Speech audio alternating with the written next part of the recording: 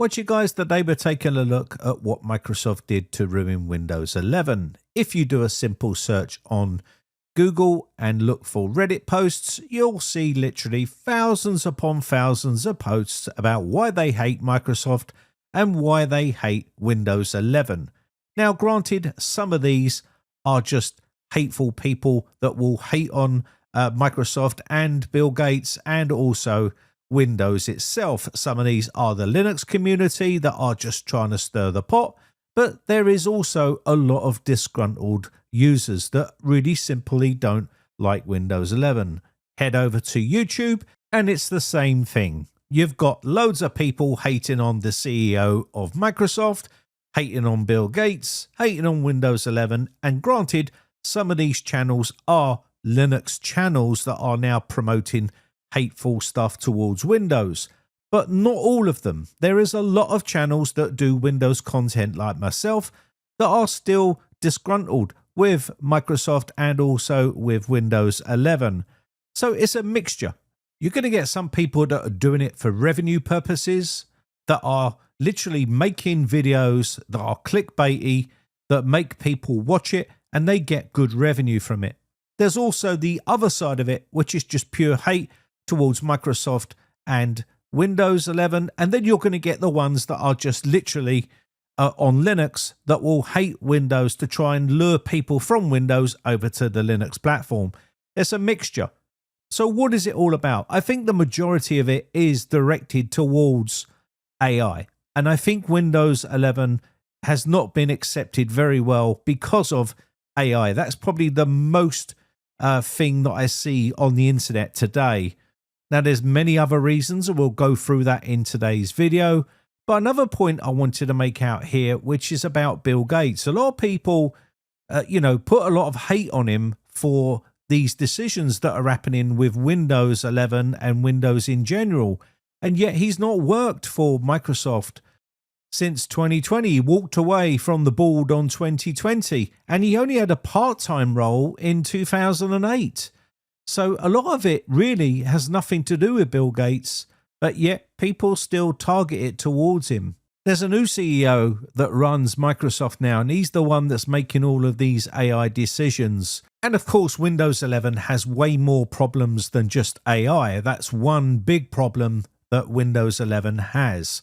But AI has been embedded into Windows so badly that you can't avoid it, and they want you to sign into a Microsoft account and use their Copilot app. They want you to be able to use it for all your productivity, your workflow, and things like that. And unfortunately, people just don't want to use it. You can give it chat commands, you can create images, you can do all sorts of stuff. And you probably go on YouTube now and you'll see tons of thumbnails being created by AI.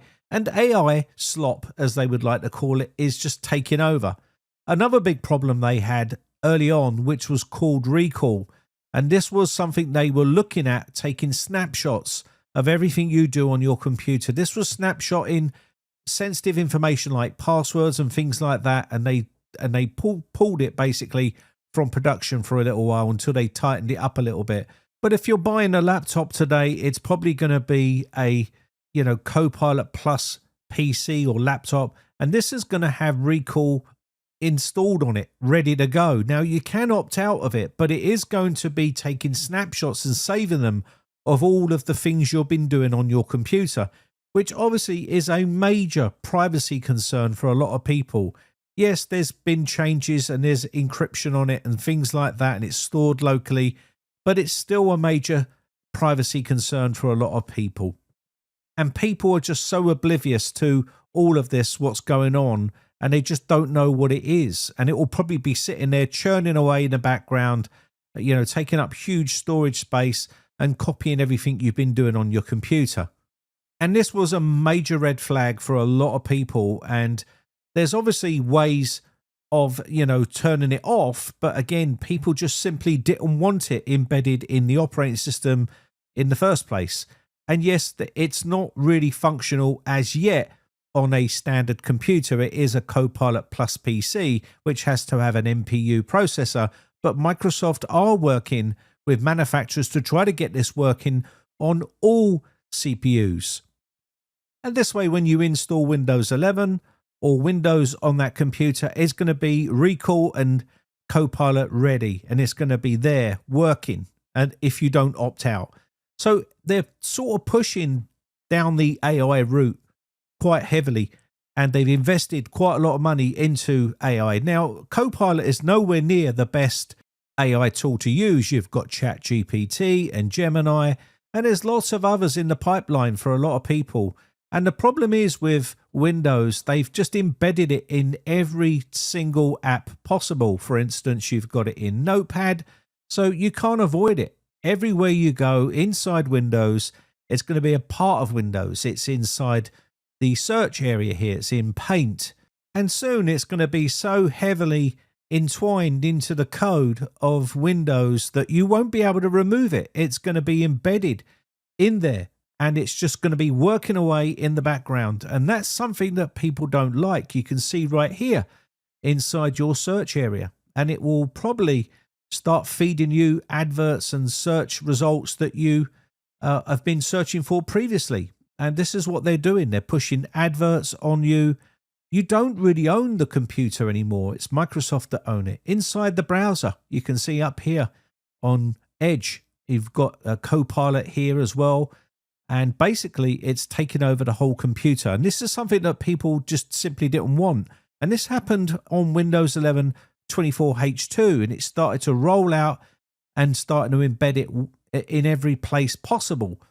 So soon, when you open up Explorer here, it's going to be here too, and it's going to be a core component of Windows, and you're not going to be able to avoid it.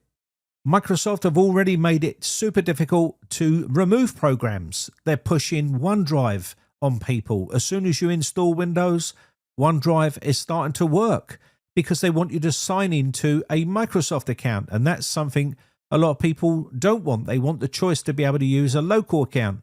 They don't want to sometimes use a Microsoft account, but Microsoft are making it super difficult for people to use local accounts at the very beginning. They say that you can always go back to a local account once you get to the desktop, but you have to go through the out-of-box experience and basically sign into a Microsoft account. And by then, it's too late. They've got your information. So OneDrive will be working as soon as you install Windows, and you have to go in and turn it all off. Same as BitLocker, that will be working as well. And there's lots of other things inside Windows that people don't like.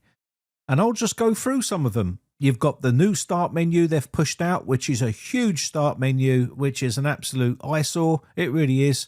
And then you've got the widgets that people don't use. I don't know anyone that uses the left-hand side widgets to be able to read their news. They can just search for it on the internet if they want to. I find it a distraction, but it's there. And again, forced Microsoft accounts. This is what they want you to do. Forced OneDrive when you're installing, and you have to set it up this way if you sign into a Microsoft account. There's also other things on Windows which they're trying to force you to do as well, like telemetry, privacy concerns, adverts, which they want to force on you. There's tons of stuff inside here that you have to disable, uninstall, and basically turn off.